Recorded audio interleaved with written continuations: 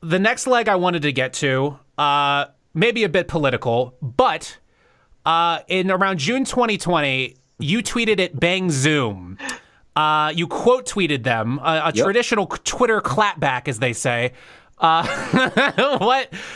Basically, Bang Zoom tweeted about, oh, hey guys, Black Lives Matter, we're not racist. And then you quote tweeted. What was that quote tweet about? Oh boy. What wasn't it about? Let's just say I was planning it for a version of either that tweet or particular discussions happening for several years. I just wasn't sure how to go about it. And that BLM, that was like, damn. Yeah. I realized it was a moment where if I didn't say something, somebody else was going to. And I recognize that I'm in a unique position where they can't do anything to me because I don't work there and I don't want to. So a lot of people were scared. Like a lot of people were thinking all of the exact same things that I wrote about, and they'd wanted to express them, but they're like, I gotta keep quiet, otherwise I'm gonna lose the table scraps that they give me once every 2 years. And I'm just like, I don't care. And just don't care. And what was the tweet? What did you say to them?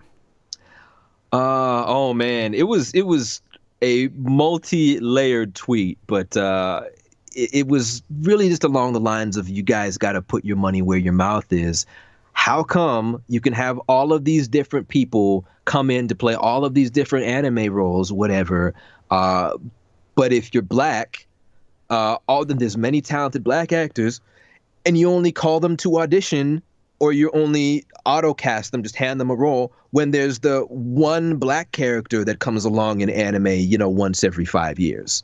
Why is that the case? You've got no problem giving roles to Hispanic people, Asian people, white people, but it's different here, and everybody knows it.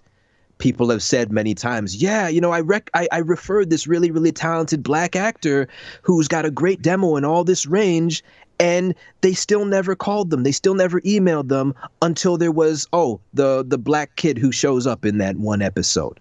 And yet if you get a black protagonist, somehow the black protagonist is when they forgot to call back all of their black people. And that ended up being cast to a white person. And I'm like, what's going on there? Is this black role is too beautiful? Is this black role too important to give to one of the black talents? You say the black talents are less experienced and less skilled. How can they become more experienced and more skilled when you ignore them most of the time anyway? Let's rewind. You said they say the black talents are less experienced and less skilled. Who is saying that? Have you heard something? Was there something specific? I have heard people inside and outside of the industry say this. I'm not going to give particular names. Oh, come on. But yeah. Not today. Okay. We'll rebook you in 10 years. And it's not to protect me. It's to protect other people. No, I got stories. I got stories like that too. No, I definitely have stories like that too, and I can't say them quite yet either. When I'm a millionaire, yeah. When? No, I didn't say if. I said when. No, I like that. But if I get to a point where I just don't care anymore, so many people are getting outed. But go ahead. Hey, that might be me in 10 years. But yeah, it's been this common thing where people will say, oh, well, if you're not getting opportunities, the cream always rises. The best talent always gets the job. So it's got to be your fault. And sometimes you will end up with a lot of... Yeah, exactly. But the sad reality is you had a lot of black people thinking, hey, maybe I'm not so good. My friend who's getting all this kind of work says I'm as good as they are, but maybe I'm not. That's something that hit me.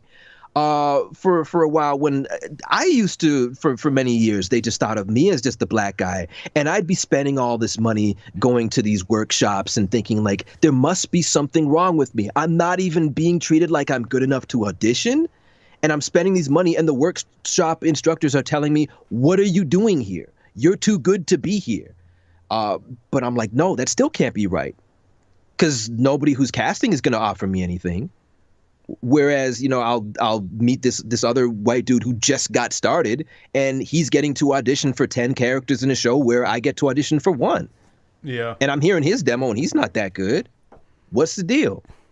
So it's a mess. It's something I realized was not just happening to me during my trips to the States, where I started to just meet with more and more people. And I literally had my own students who are working heavily in anime over there telling me, yeah, even if you moved here, they wouldn't give you a chance. Even if we referred you, you would just be the black guy. You'd get called in maybe once or twice a year if you're lucky. Yeah, so I think that's, and it might be because I'm a producer, but I think it's a multifaceted issue. I don't think it's just the casting director is not believing. But I think in addition to it, let me ask this, what percent of those roles that you're not getting are white? Are white characters. And I think the other problem is that, there's no I don't like talking about diversity with actors, but I think what we need to talk about way more of is diversity in production.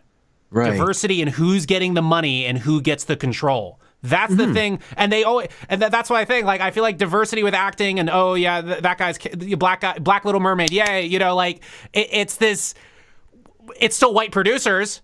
They're still getting all the money. Like that's my thing. Like it's still, and I feel like they use that as a red herring for people to not look at the people who are actually carrying out that sort of, white supremacist sort of, I mean, how do you? I mean, what's your stance on that? I don't want to put it as white supremacists, because I don't think that most of these people are inherently bad. They just haven't had to think of certain things before. Let me clarify white supremacy. Okay. It's and in Class of '09, it actually goes into what white supremacy actually is. Very educational game. White supremacy is just the concept that the white culture is the correct culture, that the white image is the correct image. It's not KKK. It's not, Donald Trump. It's not that. Right. It's just white is correct. That's white supremacy. It's not all the burning crosses. That's white nationalism. Okay. Right. Yeah. Right. So just to clarify. Okay.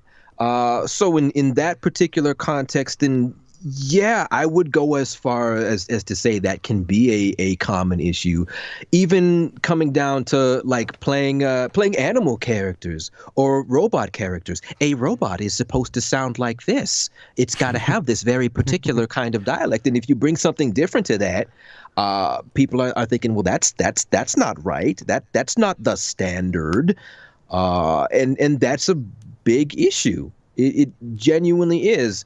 And there will be a lot of characters that could be any ethnicity. We're moving away from the anime right now, but just going to the broader picture of anime, of cartoons prelay.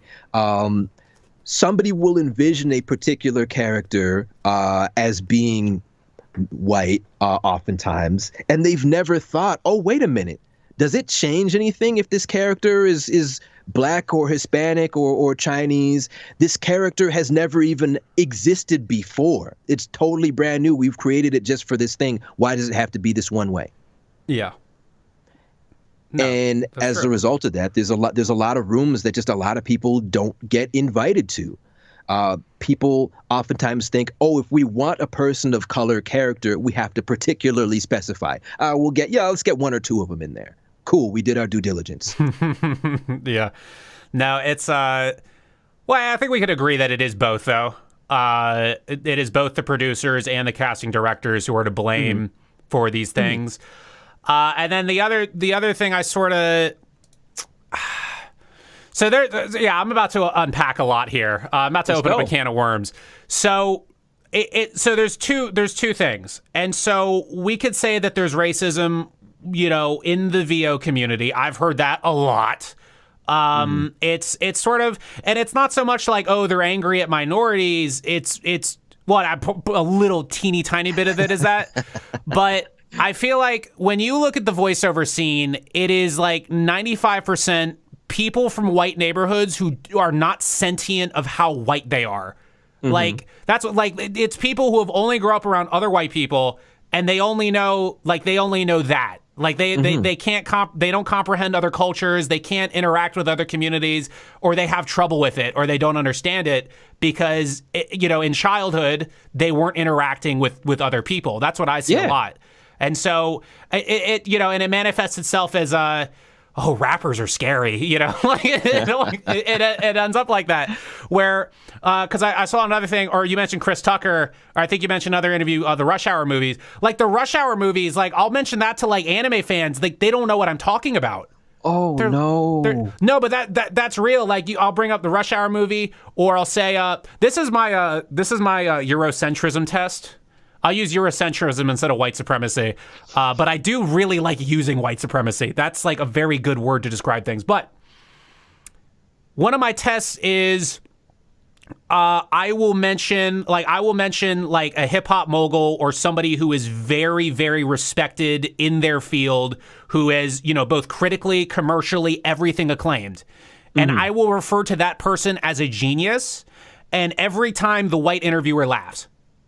Oh, no. That's what happens every time. Ooh. It's what happens. I'll say, and so like, for instance, I won't use Kanye West because, everybody got mad about the Trump thing. Although I think he had a method to why he was doing that, but that's another story.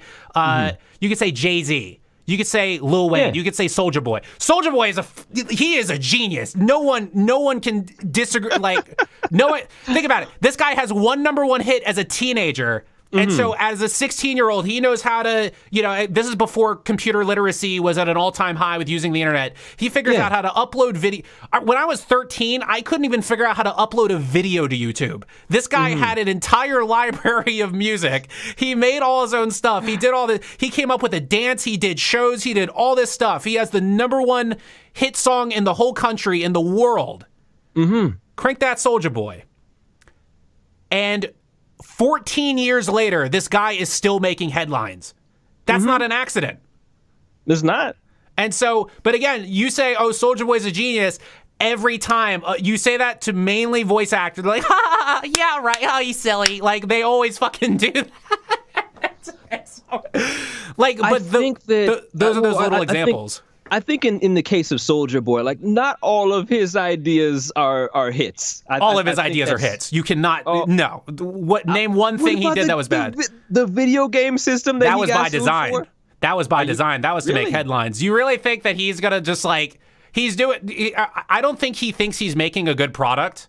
I think what I think he's doing is just getting his people talking about him again, that is his #1 skill. If this man has one talent, it is getting people talking about him. This is his #1 skill, and I respect it. All right. I'll give you that. If that is the case, I will give you that one. I'm not that easily sold, but I will give him all the credit in the world for how he got his hit going to begin with. Like, for sure. That's him being a flat out pioneer. Somebody hadn't done something like that before. And now everybody rips him off. Oh yeah. All right. But again, so little, there's little, I guess culture barriers there, right? And we see this all the time. And I don't know. So this is my thing. And again, all the second gen VO scene, they all love anime. And like anime is sort of the thing that brings them all together. And the reason why it feels like it's very discriminatory is that if you try to get a gauge on, what people like anime by looking at the VO scene, you would think it's pretty much all white people, but we both know that is not the case. Mexicans love Dragon Ball Z. In like Mexico and South America, Toei had to put out a thing telling the governments to not pirate and stream the Dragon Ball Super movie on the thing. That's how big it is over there. In Baltimore. And black culture, too. Yeah, it's huge. Yu-Gi-Oh! Is huge. Yu-Gi-Oh! Cards are worth more than cigarettes in Baltimore prisons. Wow. Like, you serious? No, but this is just a Baltimore thing. This is not all of Black America, just Baltimore. Where, not like, there's guys who would panhandle just for the fee to go to the Yu-Gi-Oh! Tournament. Wow. Like, no, Yu-Gi-Oh! Is huge. Obviously, Dragon Ball. No, I knew, I worked, one of the first music videos I ever did, and it's not very good, and you can't find it anywhere, so don't try looking. one of the first videos I did, it was for an artist, hip hop artist. He was born in 1982, so I thought it was weird that he was into Dragon Ball, but he had a Vegeta tattoo. And it was huge. And this was before the anime, this was like maybe 2012, 2013. It was before like it was as big. But no, I mean, getting back to Soulja Boy has these legendary tweets, Goku or Naruto? He would ask that. XXS Tentacion, Lil Uzi Vert, they have so much Naruto imagery in their music videos. Tentacion has just a straight up Naruto AMV as one of his music videos. Like, it is very, very big in other cultures. And so I feel like again, this is what it seems to me. I'm not really in it like that. I'm not in it like you are. But what it seems like to me is, if all these people love it, and eventually, if you're a fan of something, eventually you consume something after a while, there's a percentage of people who eventually want to create it.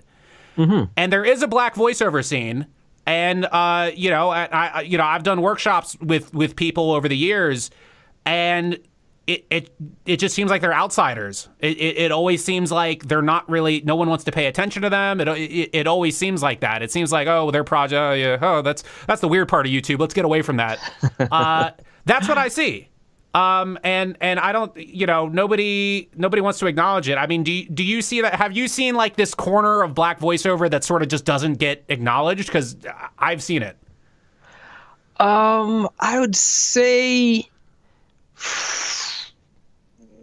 that's a real tough thing to answer, because I mean, there are still sides of voiceover that I'm not strongly connected to. That's fair. And I feel like I know a whole lot of Black voice actors who are living in California specifically. And then I know the 2 or 3 other ones who have managed to break out in Toronto and Vancouver, because, oh boy, it's been rough there. But yeah, I can't say that side of if that side of online voiceover. There's not too many people. I know that stuff exists. I don't know the voice actors who were doing it. Usually, every time I'll see a project like that, it'll be an animator, creator who oftentimes just casting their friends to play those sort of roles, and I'm like, okay, that's cool. And there are occasionally times where I'll be like, hey, here's some people who have been pursuing this for a long, long time and are not just like animator buddies who can really, really bring something to the table here. So again, I know that it exists, but it's not something that I've been very, very deeply connected to. Well, our roots are 2 different eras too, so that could also be a part of it. Where I'm starting. Let's see here. So if you're 04. So, I mean, I started probably 7-8 years after you. So there's a lot of computer literacy and more people were just getting online. I think it's more so that. And so maybe that's because that's just why I've seen it. I want to go back to even 2011 when I did the most widespread like internet casting thing I'd ever done, when I cast Dustin, Lizzie, and Teo. Like, I had a really, really hard time finding Black voice actors online. I honestly did. So I feel like those kind of communities where it's really more Black focused have sprung up even much more recently than that. Yeah. No, I'm saying like 2014, 15. That's what I'm saying. Okay. No, I mean, I tried casting for I just had a cartoon, Kids WB at Best Buy. And it was it was original animation that played on the Kids WB bumpers. It was a parody of that. Okay. And the animator wanted to put it on Newgrounds because he felt it was a very nice period piece. So with that, I was trying to get a dude to play Static Shock. That was kind of hard. It was hard to get. Maybe I didn't tag it as POC. See, I don't like doing that. Like, I don't like, look at me, guys. Like, because this is something major in voiceover. Like, after you made that tweet, you entirely changed voice actor Twitter. It was you, because after that tweet, every 5 seconds, it's just random ass things. And it's like, POC welcome for a bunch of these white characters a bunch of the, like, Uncle Joey from Full House, POC's welcome, and like it feels like they don't get it, like they don't understand it. You know, you got to create, like, if you want to help, you got to create those opportunities. I won't go as far as to say that I did that. At least I hope that's not I didn't see any voice actors being that open about, you know, politics or whatever until after that tweet. Mm-hmm. Maybe I'm biased because I know you, but I didn't see a lot of actors I personally know that we both personally know. I was not seeing as political with their tweets until after you made that tweet. Okay, that's just me. I want to think that maybe some of it was just fittingly timed because, you know, after the whole George Floyd thing happened, you had everybody who was like, I'm not racist. I'm an ally. I'm an ally. So ally is the funniest phrase to me. It's like, dude, you could just like not be racist and like not have a badge for it. You just like, you know, it's that's another problem with, I guess, sort of.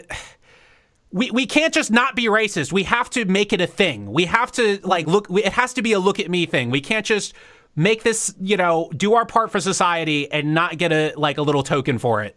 Like that, I don't know. That's it's just because it comes off as disingenuous. Like when you got a white guy who's like, POCs, come on guys, where are you? Like it's like oh god, I don't know. And then. I don't know. I don't know how much much more I can get into that without getting in trouble.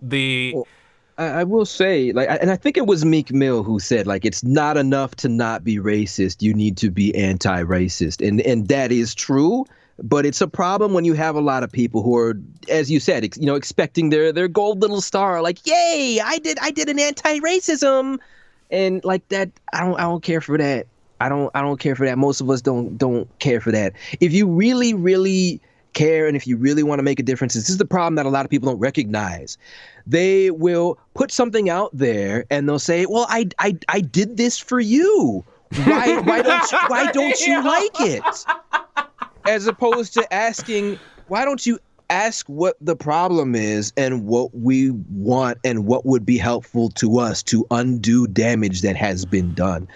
That would be cool, as opposed to just assuming what we want and then giving yourself a pat on the back for it and expecting that from us too.